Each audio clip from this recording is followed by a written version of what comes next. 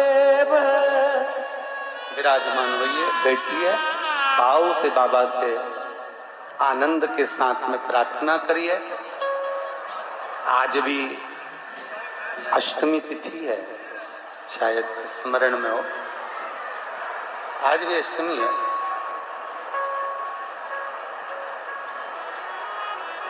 दिल से बाबा से प्रार्थना करें। जहां जगह मिले वहां बैठकर भगवान शिव से अपने मन की बात, अपने हृदय से भाव के साथ में करें।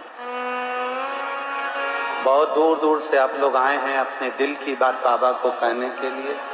बाबा से कहिए, बाबा आपके मन की मुराद पूर्ण करे। दिल से बाबा के साथ में, जिसको आता है वो अपनी वाणी को थोड़ा तीव्र कर बाबा से अपने हृदय की बात